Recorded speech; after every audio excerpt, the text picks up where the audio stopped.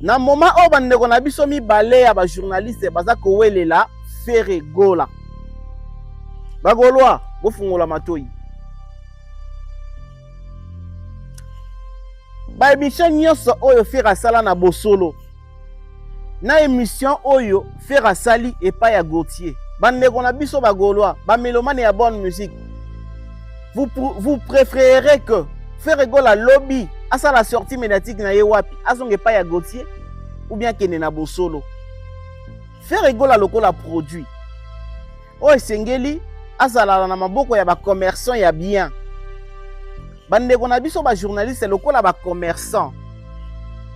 Oyo bayebi koteka ba produit na bango. Bazui faire na maboko na bango lokola produit. Faut ba teka ye, faut ba vendre ye bien. Faut pas vendre positivement. Ferregola est un bon chanteur. Faut te vendre de ce côté-là. Analyser avant d'aller porter plainte. Je dis oui. L'artiste et musicien Fally Ipupa Timba a construit sa notoriété internationale. Ou bien, si vous voulez bien l'entendre, sa carrière internationale sur les mensonges. Je peux vous en convaincre. Il y a un petit Fally qui chante chez Ahmed Achour tous les jours.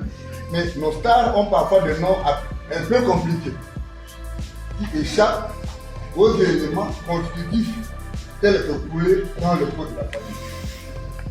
Alors nous voulons dire, pour nous rassurer, qu'il s'agit effectivement d'une personne certaine, viable,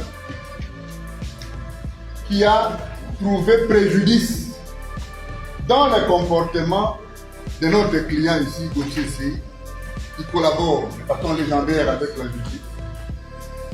Nous voulions exiger la comparution personnelle de M. Ntimba, parce que même dans les actes qui sont au dossier, tantôt il s'agit de Fally Ipupa, tantôt il s'agit d'un Ntimba Fally Ipupa.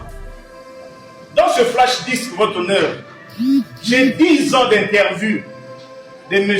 Ipupa Simba.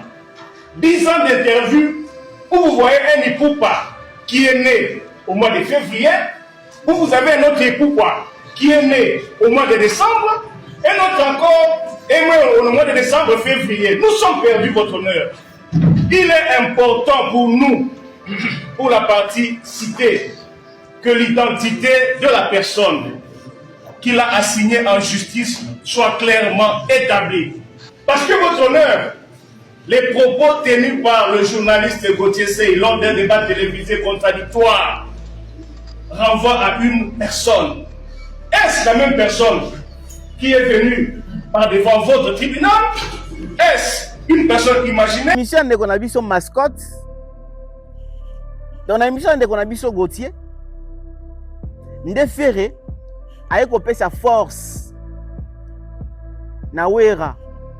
Na émission de Konabiso Gauthier, Ndefere a écopé sa force na Fally. Na émission de Konabiso Gauthier, Ndefere a écopé sa force na Héritier. Tous on a nous 3 musiciens, on a Otebi qui n'a fait récit baraté ils ont les catés. Tandis que les 3 musiciens on a ceux qui font Aleki na Bosolo. Kuna zeka kata zonga kata zenga kata zenga. Mais ayepa ya Gauthier a sali à sorte que Ferregola a bongisa na bandeko na musicien wana. Alors il y a Ketchup et Uto Sala Makalamingite, moi c'est un de Gonale. Nana Ketchup. Moi c'est Fally. Naibete. Oui, biété. Donc autant abete anga na la vérité. Naibete. Mais moi c'est un de Gonale. On a informé au moi c'est un. Mais pour nani na kuma okota tina bakati na kuma weba na basi ya bato. Est-ce que c'est normal? Est-ce que c'est normal na kuma weba tina basi ya bato? C'est normal te. Anniversaire il y a Ketchup et Uto Sala Makalamingite, moi c'est un de Gonale. Nana Ketchup. Moi c'est Fally. Naibete. Oui, biété. Donc autant abete anga na la vérité. Naibete. Mais moi c'est un de Gonale. On a informé au moi c'est un. Mais pour nani na kuma okota tina bakati na kuma weba na basi ya bato. Est-ce que c'est normal? Est-ce que c'est normal na kuma weba tina basi ya bato? C'est normal te. Vrai ou faux yo uti ko ibisanga ya wake. oyemba na fali fo abongisa voix. Faux. Vrai ou faux yo uti koyebisa ngai awa ke oyemba na fali fo abongisa voix. Faux. 2 ou 3 fois nyonso faire aleki na émission bosolo toujours bato bandeka kosepelaka na yango te mpona nini bakestion lolenge wana kaka na émission bosolo nde batuna bayebi ke fere na maison mère eleka bien te nde bakenda otuna fere eboni Sankara kaka na émission ya bosolo nde bafandisa fere na kiti batuna fere boni mwasi ya fali na ketchup boni basanga Sankara uzana ngo tirelo mutu na yo muta depuis kala Sankara. Ouais. Oh. Sankara de Kunta. Ouais. Asani. Wana mutu na yo. Oui. Soda makazi. Hein? Soda makazi. Bozongana. Tozai mo sinambali. Boni basanga Sankara uzana ngo tirelo mutu na yo muta depuis kala Sankara. Ouais. Oh. Sankara de Kunta. Ouais. Asani. Wana mutu na yo. Oui. Soda makazi. Hein? Soda makazi. Bozongana. Tozai mo sinambali. Boni basanga Sankara on pense à rage quelqu'un qui a au moni quand sous ces comme on a Gims azoli ambo na tata nae Gims azoli ambo na ba maman on a sacrifié pour ça et on voit que les autres ont gardé leur pain moni finga tata nae finga maman nae parce que lui n'en a pas donc c'est un faux débat wana za moi si peut être ma soeur mibali allez merci on pense à rage quelqu'un qui a au moni quand sous ces comme on a Gims azoli ambo na tata nae Gims azoli ambo na ba maman on a sacrifié pour ça et on voit que les autres ont gardé leur pain moni finga tata nae finga maman nae parce que lui n'en a pas donc c'est un faux débat wana za moi si peut être ma soeur mibali allez merci voice eza awa oza koloba pona nini oke koleka na émission wana fere pona nini oke koleka na émission ya Gauthier eza awa toke tozonga moko opesa biso kanda omoni bagotie sei baisrael mutombo baotie na baerreur moko mpo bazwa baaktualité pa eve mpenza toke tozonga moko opesa biso kanda omoni bagotie sei baisrael mutombo baotie na baerreur moko mpo bazwa baaktualité na bango déjà Gauthier c'est ndenge aza bongo ye moko Gauthier c'est pas même 2 mois auti kofinga bapara fali Nicolas papa maître Gims yo mutu wana afinga mutu wana ayene émission ayambi yo ozotuna makambo wana papa evepi makambo so azosala quand même fali wana ndenge aza boye est-ce que koleka penza asa makambo papa va sali papa va musicien te ndenge za we papa eve azona charisme atika ba journaliste bazanga tina Gauthier c'est un ta politique ebi musique te ezelo moko ba préparer kango ya bango bakanisi ke po ezo actualité po muninga auto bim album muninga au beta stade de France et quoi ici biso ba Gauthier c'est wala ba mais ma papa eve na buzoba mingi trop azona au charisme les kabe émission na bango te. Hello la famille, bienvenue à votre chaîne télévision de Valeurs Tout Info. Je vous dis bonjour, bonsoir. Nous sommes à Kinshasa, la capitale de la République démocratique du Congo. Nous sommes là pour vous informer à temps réel. Parce qu'entre vous et nous, la collaboration, elle est tellement bonne et à chaque fois, tu apparaîtra Raliboso Nabino pour la information. Bozitarakate ya kopesa disponibilité na bino pona kolanda pe koyoka nini o toye koloba yango na bino nini toye ko informer bino. Nous voulons un peu parler de la culture congolaise, de la musique congolaise et de musiciens congolais. Aujourd'hui, nous avons des musiciens congolais oyo matin, midi, soir to betaka masolo na bango que ba musiciens na biso bazalaka très mal entourés. Tolobaka ke ba musiciens na biso bazalaka très mal entourés. Si tu regardes aujourd'hui, tolobaka chaque fois que Fali aza mal entouré, Ferré aza mal entouré, Kofi entourage a bien été mal entouré, Wer aza mal entouré, qui JB aza mal entouré. Donc presque tous les musiciens toyaka pona koloba na bino ke bazala mal entouré. Batango ba entouraka ba musiciens ezaka bato toyebi toliaka na bango tomelaka na bango kande bango ba entouraka musiciens. Mais aujourd'hui, chez le Gaulois, aujourd'hui, je pense que je vais m'adresser précisément aux Gaulois. Je suis venu pour s'adresser penza ming na Bagaulois. Bagaulois, Bagadiator, il y a monde entier. Je suis venu s'adresser à vous. Je suis venu parler avec vous. Venez dans des commentaires, le Gaulois, ndenge balobaka l'air est grave. Venez dans les commentaires. Venez, Bobenganga. na solola na bino to solola ndenge ezalaka kaka. Parlons de l'artiste Ferrigola, qui est notre grand chanteur, notre grand artiste. Parmi ma grande artiste ya Congo, Ferrigola fait partie. Ferrigola aujourd'hui est parmi ma grands musiciens au Bazar Koussala honneur, il y a République démocratique du Congo. Pour preuve, Ferrigola est le dernier artiste musicien où il y a petit concert à mon nene na poto. Jusque là, artiste musicien mon sous-souna a petit concert. Il y a mon nene le la ferrité. Parce que ndenge to lo baboye na mois otozali na mois d'avril otoza oyo. Ce qui est arrivé par exemple que non bon, mukile kufi ou bien mukile ko existait sous ou bien makamunyo s'est arrêté ou bien coronavirus est yé. Mamunyo s'est arrêté. Tokotikala na histoire pe kotikala libela que le seul artiste musicien congolais à avoir livré un grand concert en 2026, les alara Ferrigola. Parce que na moment où les akola Coupe du monde eza na maboko na ye. Coupe d'Afrique eza na maboko na ye parce que yenda uti ko beta un grand concert, il y a plus de 20 000 personnes en France. Donc Ferrigola actuellement, il est musicien, il y a mon aîné, il est en train de faire makambo zali visible qu'il est mona, batunya so ba mona. Ozala fanatique ya bonne musique, ozala gaulois te batunya so ba mona. Alors on a yeli mingi eza yangoti, on a yeli mingi eza lelo to betano masolo na ba gaulois. Parce qu'on a vu de partout le gaulois bazali ebele ba gaulois bazali tellement d'accord te na sortie médiatique ya Ferrigola. Sortie médiatique ya Ferrigola, le gaulois se disent très déçus de leur leader. Balobi baza tellement déçus na leader na bango a décevoir bango, leader na bango a accompagner bango na combat babundaka chaque jour te, leader na bango a beti bango code 16 et bébé bonga. Donc c'est-à-dire que leader na bango a bebiseli bango. Na place Ferrigola a bongisela ba gaulois ndenga tangi ba kombo ya ba artiste mususu ba gaulois balobi Ferrigola sopi boule, Ferrigola a bebiseli bango. La place a bongisela bango ye a bebiseli bango. C'est par là nde to lingi un peu nde na lingi un peu lelo na ba gaulois to solo.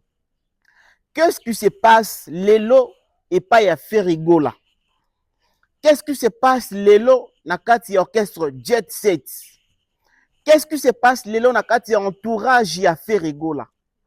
Déjà pour commencer, na kati entourage ya Ferrigola, le secrétaire ou bien le marketeur, bon, les marketeurs ils ont un trésor congolais na les autres. Secrétaire général, il y a groupe Jet Set. Oh, il y a outaki ko sala accident Blaise Polo, outaki ko sala accident. Na accident on a ba passeport, il y a ba musicien et bungi, ba passeport ba musicien belé et bungaki. Na ba passeport ba musicien ko bunga wana a ratissé ba musicien belé ba voyage. Ndenge ba musicien belé ba raté ba voyage wana. Spectacle salami na poto.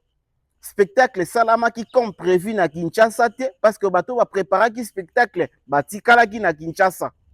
Bato o va préparer qui spectacle te bangonde ba beti concert na poto. Conséquence na yango spectacle et déroula qui comme prévu te. Spectacle ezala qui comme prévu te parce que ezala qui prévu que un certain Ilunga asala maman na spectacle na salle. Spectacle nyoso Ilunga préparaki na Kinshasa apa kende kusala yango na Accor Arena et salamité parce que Ilunga tikali na Kinshasa. Alors na kusala accident, après accident ko bungisa ba passeport ya ba musicien, après ko bungisa ba passeport ya ba musicien o ratissé ba musicien ba voyage, après ko ratissé ba musicien ba voyage makambo salame belé oyo et sali avancement ya orchestre ti. Et ça lui recule, il y a orchestre, on a placé ça l'avancement, il y a orchestre. Donc au moment où nous parlons, on a vu beaucoup de personnes, même il y a bureau, il y a ferré, venir parler dans combo, il y a Blaise Polo. Mais avant, il ne parle pas parce que Blaise Polo, il était aux affaires. Blaise Polo, azalaki na kibokondi na maboko na ye.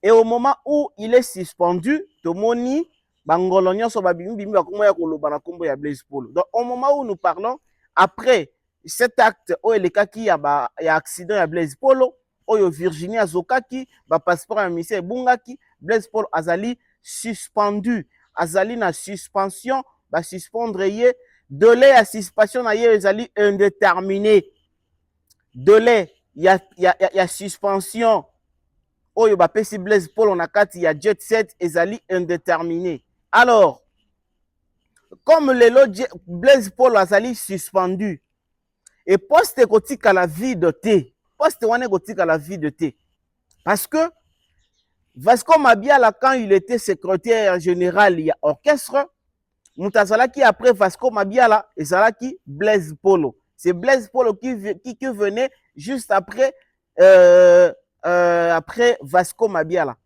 Au moment où Vasco Mabiala est parti, parce que Vasco Mabiala qui est mort à Longwa qui n'a pas pu faire. Au moment où Vasco Mabiala est parti, c'est là où directement Blaise Polo Matissien na place wana a commis secrétaire et orchestre. Et na moment où Blaise Polo a Longwa mais suspendre ye. Est-ce que na kati ya Jet Set poste wana bagoloa? C'est le moment nazako benda bino matoi, c'est le moment je vous rappelle, c'est le moment bolamuka. Place wana est-ce que ekotika la vide? Place il y a secrétaire général wana, place il y a CG wana. Est-ce que ekotika la vide? Ekotika la vide te. Il faut bazwa mutu mususu baya ko chaye sika wana. Alors, entre ndeko na biso mususu wana ya journaliste na Trésor Congolo, qui vous préférez azala na place ya Blaise Polo? Est-ce que le Trésor Congolo a assumer poste oyo ou bien ba occupation oyo Blaise Polo azalaki na yango ou bien ndeko na biso wana mususu azala journaliste? Est-ce que kokoka ndeko na biso mususu wana journaliste o ba welela ka poste ya directeur en marketing o ba wela on a Trésor Congolo? Est-ce que yé akokoka kozwa esika wana? Yé akokoka kozwa esika wana? Oui, koloba français eza synonyme ya kozala mayele te. Koloba français eza synonyme ya kozala responsable te en fait. Parce que belé ya bato balobaka français baza ba irresponsable. Et belé ya bato balobaka français baza ba idiot, baza ba tonneau vide, on a quatre mitou na bango, il y a rien, mais il parle un très bon français. C'est que koloba français et lingue kola kisate ke mutaza mayele. Na moment uyo ou bien esika oyo sengeli ko tia mutu ya mayele, ou bien ko tia mutu ya boanya, mutu ya sage, mutu ya responsable. Bo ponaka te soki mutu alobaka français te, parce que soki botel la plupart ya bato ba occupa ba poste o balobaka ba français, bango nde ba bebi saka makambo, bango nde batangu saka makambo malamu ti. Et c'est tout le monde souvent dit à l'Obaka Makambu, il y a entourage, il y a Ferregola, que Ferregola n'est pas bien entouré. Ferregola n'est pas bien entouré. Entourage en tout le monde à Banani, entourage en tout le monde à Blaise Polo, entourage en tout le monde à Trésor Congolo, entourage en tout le monde à Fiston Frappe, entourage en tout le monde à Nancy Bassele, entourage à faire Bangoana. Entourage à faire Yangoana. Est-ce que ceux qui battent que tel ou tel a mal entouré, il faut directement avoir entourage en haut. Aboua kabango, avoir entourage yana bango, ou bien kakanakata entourage ou on a des femmes sa politique naïe. Nous posons cette question. Blaise Polo est suspendu. Il était le CG, il y a orchestre Jet Set. Et comme il est suspendu, ce poste va rester vide. Est-ce que poste égotique à la vie de Ndenge, poste ya chef d'orchestre, nakati ya Wenge BCBG, ya JBM Pianetique à la vide, après Liwa ya Sega? Je ne pense pas. Liwa ya Sega, zaki circonstance mususu. Nde leader azwaki, décision mususu ya kotika nanu, momentanément, poste wanetika la nanu vide. Alors, comme Blaise Polo est suspendu, Ferregola, ba disposition nini yo zino entourage mususu, ba Gaulois, qu'est-ce que vous conseillerez à votre leader Ferregola après suspension ya Blaise Polo? Asala nini, atombola nani, Trésor Congolo, aya esika wana, ou bien ndeko wana mususu ya journaliste, nde aya occuper place wana, c'est la question. Voilà. Je ferme la parenthèse. Na fongola ki parenthèse, kaka ngamoko na kangi parenthèse na makambo wana. Qu'est-ce qui se passe actuellement et pas ya Ferregola?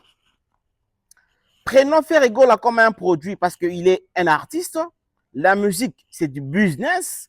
La musique est à la gagnant-gagnant. C'est pourquoi il est toujours souhaitable que chez un artiste, nous devons avoir un producteur. Chez un artiste, nous devons avoir artiste, il faut avoir un producteur, il faut avoir un manager, il faut avoir une maison de production, artiste, il faut avoir un porte-parole, artiste, il faut avoir entouré na batuana nyonso.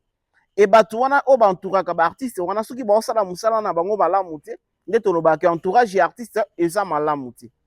Prenons Ferregola comme un produit. Ferregola chanteur, musicien chanteur, prenons-lui comme un produit. Et c'est produit que nous devons vendre pour avoir de bénéfices. Donc, produit, il faut te yango. Et ndenge to teka yango. Il faut to la kisana batu. Comme on produit na biso, soko saleli yango, okusala maboye, ekoede na makambu boye, ekoede na makambu boye. Soki batu baye ba meki produit wana, et que bazui ba résultat ya bien, et à chaque fois, babanda oya, kosombela biso produit wana, à chaque fois babanda oya, ko tester produit wana, bamoni que oui, produit o ezali bien. Prenons Ferregola comme un produit que nous devons vendre pour que tous soient clients et belés, clients ngo ezali, tous soient producteurs et belés, produire à faire à tout moment, produire faire dans la grande salle, faire à ça la tournée à minene. Parce que Ferre c'est un très bon danseur, Ferre c'est un très bon chanteur, Ferre c'est un très bon musicien, Ferre c'est un très bon artiste. Il a tous ses atouts. Oyo kokiko, oyo kosenga ko bato basala peme na ye bateka ye bien pour qu'il y ait kama malamu. Un problème se pose chez les journalistes. Ferregola comme un produit. Na moment où je vous dis que Ferregola lokola produit, ba komi ko wele la ye pour que ba gérer ye. Ba nani ba komi ko wele la Ferregola.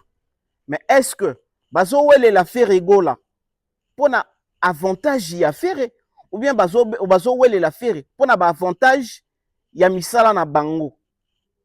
Bazo wele la Ferre pour na avantage ya ye artiste ba pousser ya kende de l'avant ou bien bango bazo wele la Ferre pour que ba makamu na bango kende avant.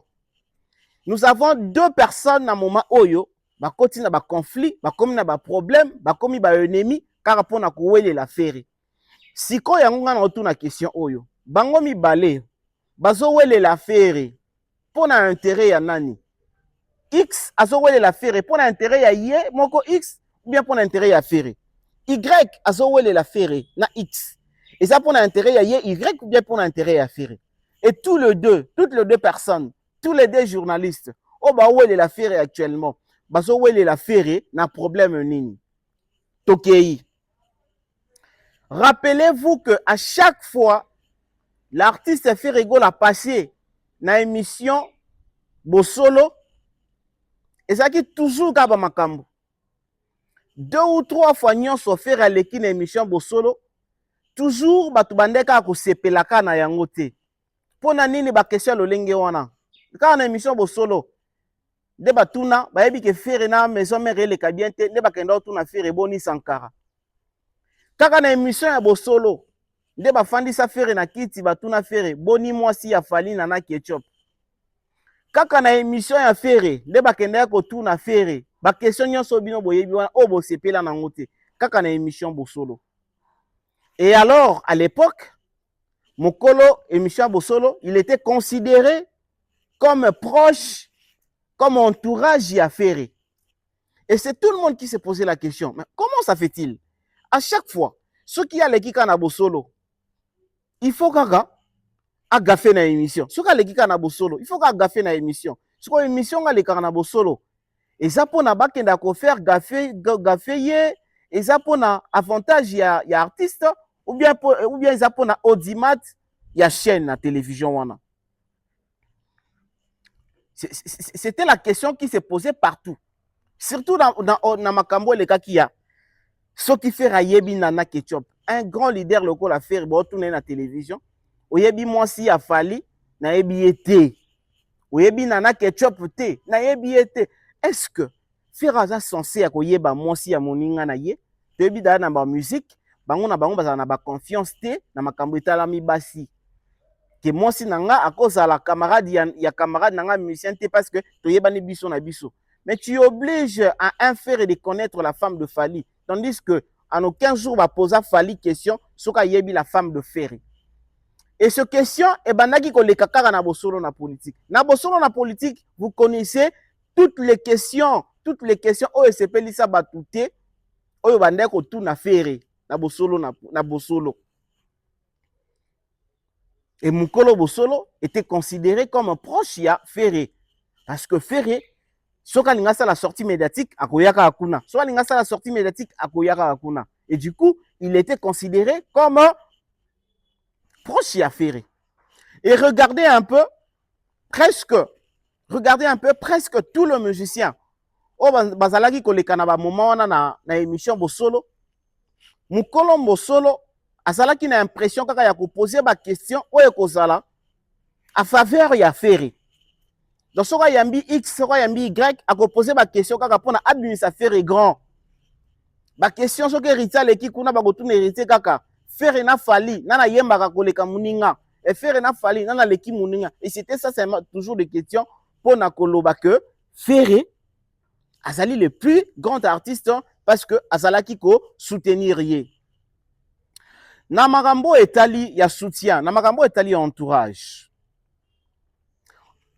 À partir de quel moment batu ba mona que ba conseil o bazo ko conseiller Ferré na bosolo eza malamu te, bosolo eza ko tinda Ferré mingi kana bagaf. C'était à partir de quel moment?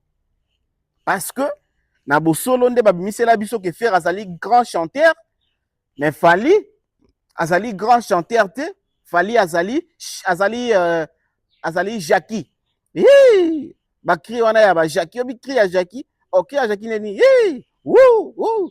Na bosolo Ferré na plateau. Na bosolo nde baloba na biso que oui, Ferré aza grand chanteur, mais Fali aza e bon son nom na loyembo. Fali aza e bon son nom na nzembo, eza na bosolo. Et c'est ça, à partir de là, débat ba comprendra que ndeko journaliste azako kangamana artiste mingi pona ba avantage na ye parce que soka yambi artiste na télévision à côté la mamakasi soki yambi artiste na télévision ba fanatique ya fanatique ya artiste wana nyonso bakoya vers ye tellement artiste wana Ferré azana ba fanatique ebele et ndeko na biso ya musicien Mukolo Bosolo azalaki toujours koya et pas ya ndeko na biso Ferré pour que azwa compassion ya bagolois nyonso balinga ye parce qu'il s'est considéré comme gaulois azalaka na bagolois partout à Kendaka il soutient bagolois parce que azaliko promouvoir leader ya bagolois selon lui. Tout ce que sikawana. Au moment où nous parlons, la dernière sortie médiatique qui a fait rigola. Après Accord Arena, il s'est produit dans Lubumbashi.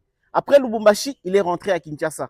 Kozonga Kinshasa, directement l'artiste est passé na plateau Yandeko Nabiso Moussousou. N'oubliez pas que Ndeko Nabiso Moussousou, journaliste, il passait na émission Bosolo pour qu'on défendre Ferré na ba débat ya Ferré na Fali, na ba débat nyonso ezali kotala Ferré. Voire même makambu ya ba Vivendi, makambu ya ba francophonie. Et ça journaliste Ndeko Nabiso journaliste Gauthier nde azalaki toujours ko défendre Ferré Gola. Alors, lelo Ndeko Nabiso Gauthier ayambi Ferré. Ayambi Ferré a posé Ferré ba question. Botala sikoyo, au moment où Ferré na bosolo, azalaki toujours ko beta ba flash. Ko beta ba flash, ko boya ke wera aza papa na ete, wera aza kulutu, kana bosolo. Ayebi mwasi a falite, kana bosolo. Donc kana bosolo ba posake ba question wana. Et au moment où Ndeko Nabiso musu ya journaliste azalaki toujours ko observer, ndenge ba reproche à Ferré, ya ko sala mal entouré, ya ko lekara toujours kana bosolo ko lobaka mabe ba lobisaki mabe na bosolo. Et actuellement Ndeko Nabiso azui mayele wana nyonso ayambi Ferré lelo. Ndenga yambi Ferré lelo. Na émission ya Ndeko Nabiso. Na émission ya Ndeko Nabiso mascotte. Bon comprendre kaka. Na émission ya Ndeko Nabiso mascotte. Dans la émission ya Ndeko Nabiso Gauthier. Nde Ferré aye kopesa force na wera na émission ndeko na biso Gauthier nde frère aye kopesa force na Fally na émission ndeko na biso Gauthier nde frère aye kopesa force na Héritier. Tous on a nous kaka 3 musiciens wana otoyebi ke na faire esimbaka te ezoleka te. Tandis que les 3 musiciens wana ceux qui faire aleki na bosolo kuna ezalaka kata zonga kata zenga kata zenga. Mais aye pa ya Gauthier a sali à sorte que Frère Gola abongisa na bandeko na ye musicien wana. Alors dans tout ça Frère Gola lokola produit o esengeli azala na maboko ya ba commerçant ya bien. Bandeko na biso ba journaliste lokola ba commerçant oyo bayebi koteka ba produit na bango. Bazui faire na maboko na bango lokola produit. Faut bateka ye, faut ba vendre ye bien. Faut pas vendre ye positivement. Frère Gola a bon chanteur, faut te vendre de ce côté-là. Frère Gola a bon danseur, faut te vendre ye bien de ce côté-là. Na moment où bandeko na biso mi balé ya ba journaliste baza ko welela Frère Gola. Ba Gaulois, bo fungola matoyi. Ba émission nyonso oyo Frère sala na bosolo. Na émission oyo Frère sali et pas ya Gauthier. Bandeko na biso ba Gaulois, ba mélomane ya bonne musique. Vous préférerez que Frère Gola lobby à ça la sortie médiatique na ye wapi, azonge pas ya Gauthier ou bien kene na bosolo. Na ba émission nyonso Frère aleka na bosolo, émission mon côté asilisi après aluki pe na bandeko ne musu ya ba musicien. Mais lelo koleka na bosolo juste après émission ya bosolo, bien que mutu na mutaza ko interpréter message ya Frère lolenge na ye, mais Frère apesi un message ya paix. Frère Gola apesi force na batu oyo toyebi ke bayoka na yete. Dans tout ça, vous devez connaître et savoir que avant émission et les canaux télévision, avant émission amata na plateau, avant ma diffuser émission, préparatif, avant émission amata na plateau, et en un moment moko babenga yango briefing entre journalistes na musiciens. Journaliste a censé akoyeba ba question ou ba opposer yi. Journaliste a censé permettre que oui, posez-moi toutes ces questions-là. Non, cette question-là ne me le pose pas. Question est en tout cas méritée dans la tête. Émission sur que salami. Avant de diffuser émission boy, boy baké et les kana moment moko ba benga yango montage. C'est-à-dire réalisateur et émission, il faut visualiser les sous émission wana 4 ou 5 fois avant ils la diffuser. Donc ba erreur belé au bon mona que les kana ba émission za la en différé, ils en ont ba erreur té, mais ils en ont makambo les kaka expressément. Oui, et les kaka bongo pour na buzz ya émission pour na buzz ali kambuboy et les kaka bongo. Alors, d'autres sources nous informent que Gauthier a botoli Frère na maboko ya bosolo. Batu nyonso ba décider ba lobi Frère ale karasu susu na bosolo te. Bosolo atinda ka Frère na ba erreur mingi. Bosolo atinda apozaka Frère ba question ya malamu te mingi. Mais tomoni quand même pas ya Gauthier aleke pas ya Gauthier batunie ba question ya malamu, ba question ya ko luka pe, ba question ya côté artiste. Dans tout ça les Gaulois, qu'est-ce que vous dites? Parce que Frère Gola ne cesse pas de le répéter, que sans Bagolois, lui, il n'est rien. Aujourd'hui, s'il est ce qu'il est, c'est parce que Bagolois va exister, et c'est parce que Bagolois va soutenir rien. Yango wana za oyo ya zalelo, azo beta na ba grande salle, azo sala ba événement minene, aza ko mema ba artiste musicien, aza ko sala ba concert minene. Parce que Bagolois va exister, et bango baleka bazalaka, baleka bango ne belé. Bagola ba fungola sous matoyi boyo kamakambo eza belé pesa minene. N'entourage ya ba musicien o tobi ba entouraka Frère. Ndenge toyebi banati lokole bande ko entourer Fally. Et nati lokole une fois avoir ngo na télévision qui a nika carrière na likolo ya Fally. C'est-à-dire antima ba rando mususu ka pona ko bongisa na Fally. Andima kosala ma mususu koboya koyamba peut-être ba invité mususu ka pona ko soigner na Fally ezalaka bongo. Est-ce que vous vous rappelez, il y a des moments Papi Mboma azalaka pire Fally? Vous vous rappelez aussi des moments, il y a azalaka Marius Munga azalaka pe pire, azalaka pe pire Fally. Donc ezalaka bongo. Ezalaka bongo.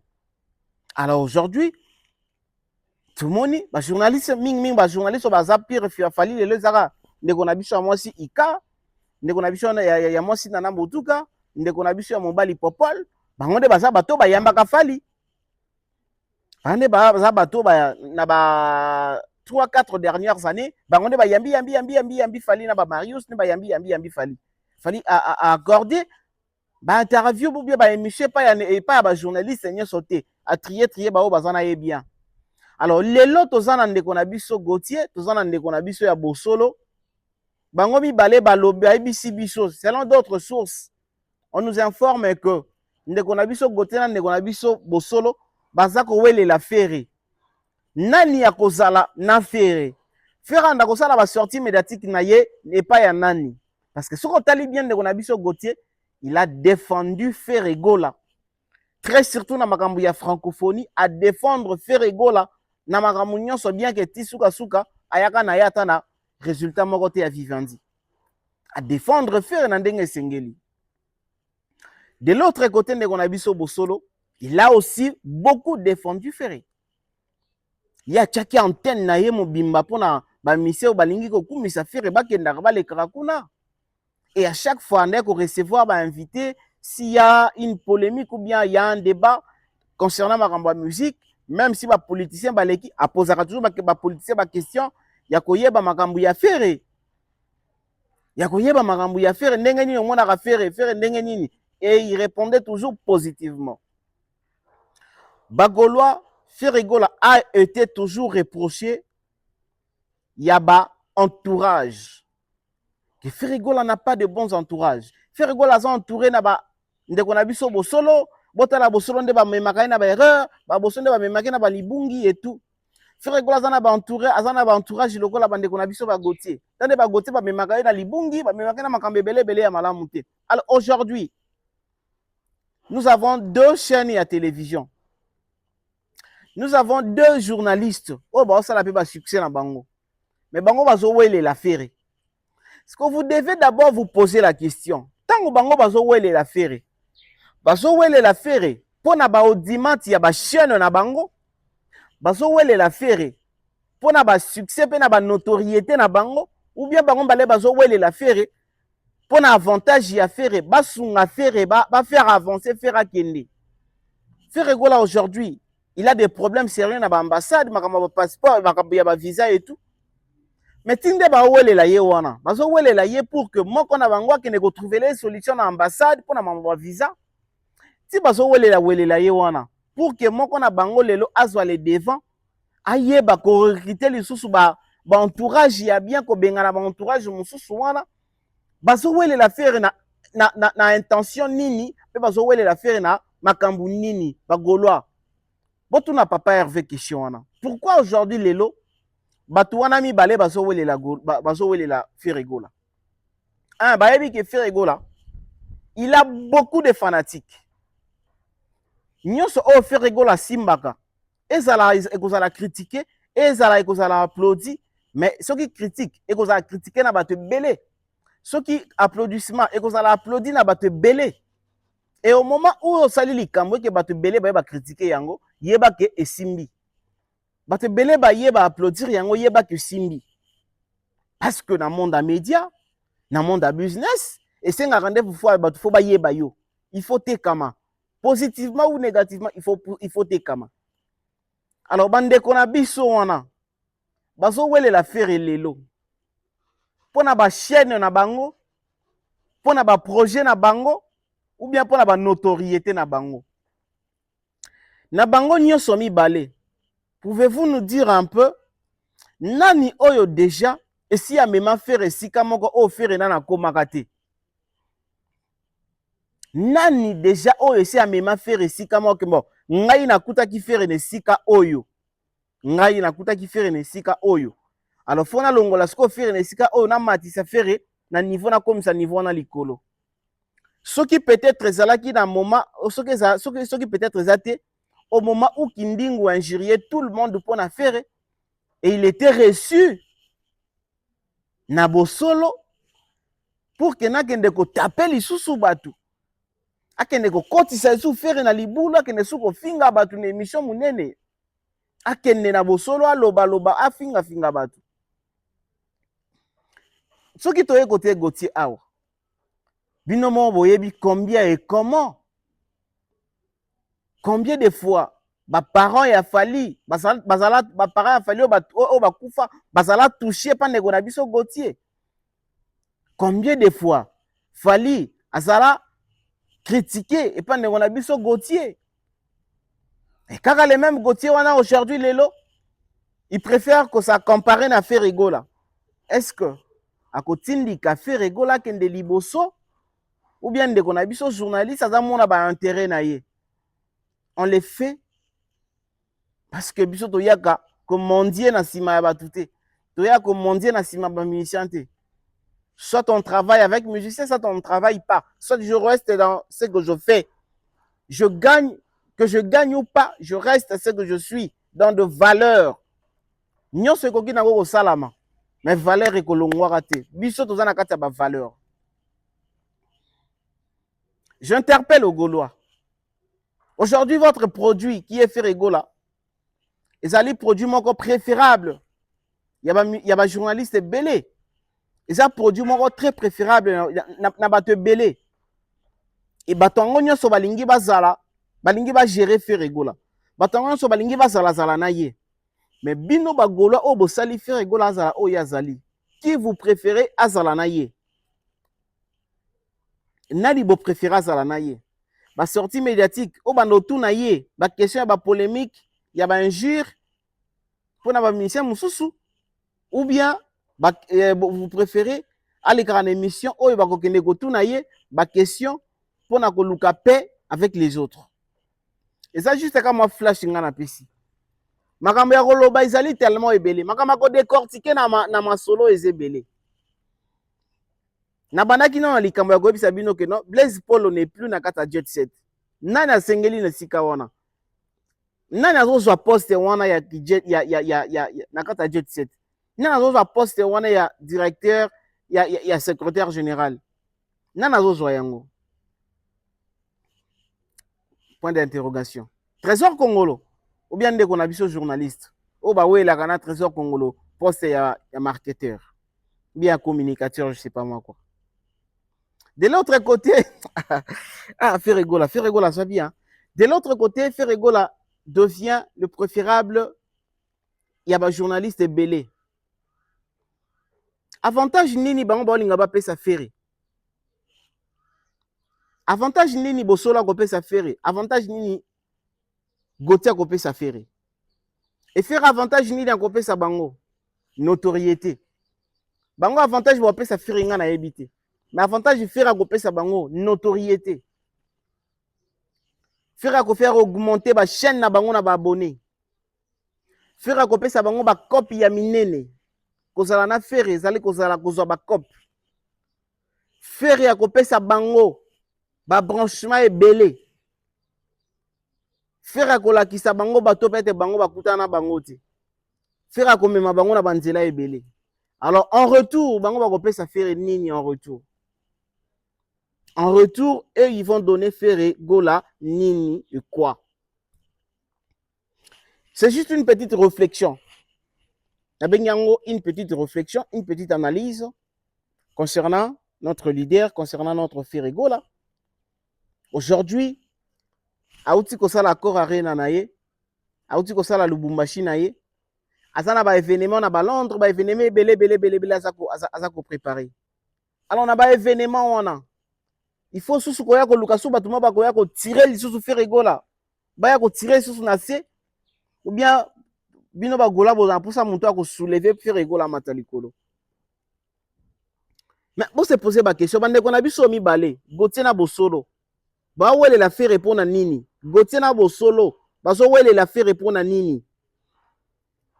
Parce que journaliste et pardon musicien aza libre ya koleka kosala émission sika lingi soki alingi na bosolo soki alingi pa Gauthier il est libre mais bango mbale bakomi kowelela faire pourquoi oyo alobi non yo kolekaka su kuna te parce que ndeko Gauthier abi yo kolekaka su kuna te parce que à chaque fois yo lekaka kuna tala bakestion eyaka à chaque fois yo lekaka kuna tala ezalaka boye à chaque fois lekaka kuna tala ezalaka boye donc yo kolekaka su kuna te moi-même je prends les choses en main.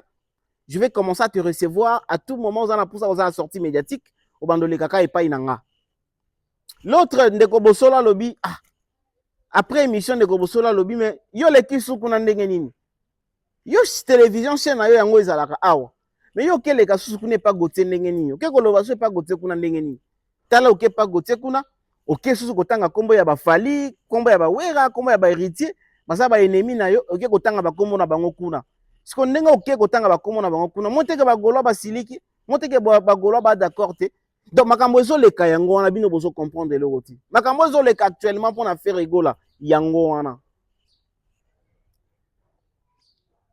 alors bino moko bakolo faire rigola bagolo bolo bani pour makambo ezoleka yango wana peut-être bozalaki informé te peut-être bozalaki na ignorance je suis venu vous informer que ba source o bazali ko pesa biso ba information wana eza ba source sur lobby soki lobby te après lobby bokomona makambo yango ekobima et tant bokoya ko pesa biso raison et kozala trop tard et si déjà bo commettre ba erreur rebelle donc au moment où nous vous parlons bo zwa conscience bo la muka soki bolalaki oya lobby te koleka na émission na yete tala nga na ndoleka na émission na bosolo na ndo défendre yo mais tata on anda ko défendre yo ande koyamba batu boye batu banda kofinga yo batu banda sala boye boye tala émission na bosolo yamba bakindingu bafinga batu bakindingu basala boye.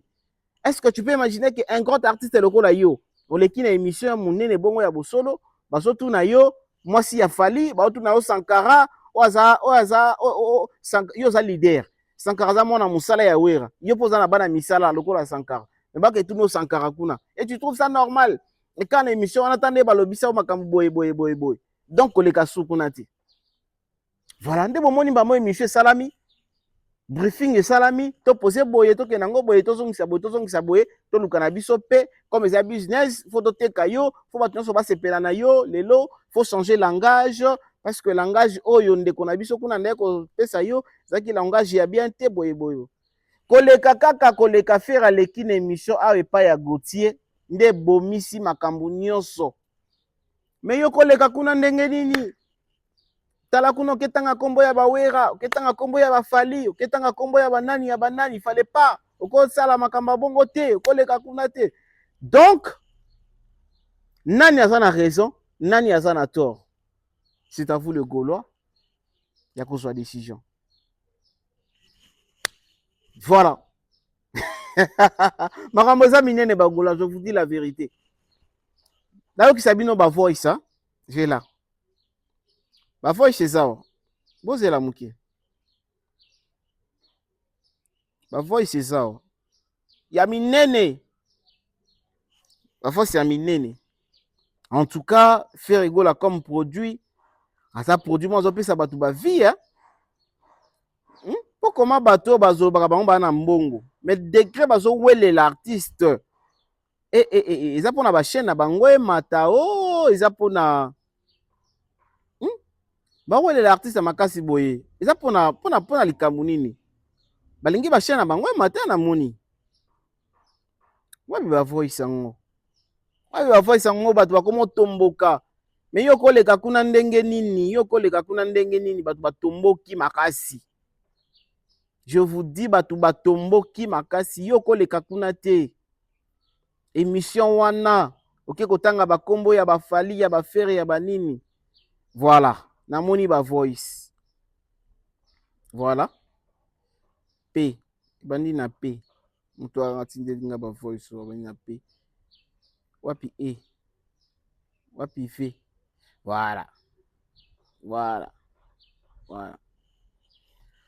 Bande konanga iza kupe musika ye mona na te ba voice yango mais so botali conversation ya suka awa il m'est demandé de ne pas encore diffuser les voice soki botali conversation ya suka awa question na ngezalaki soki nakoki ko balancer quelques voice balobi na ngai s'il vous plaît natia nano voice te mais ba voice eza awa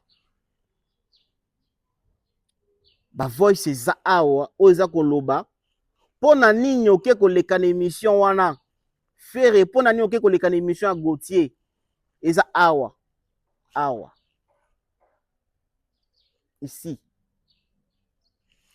Fere mpo na nini oke koleka na émission ya Gauthier tandis que émission na yo ezalaka awa.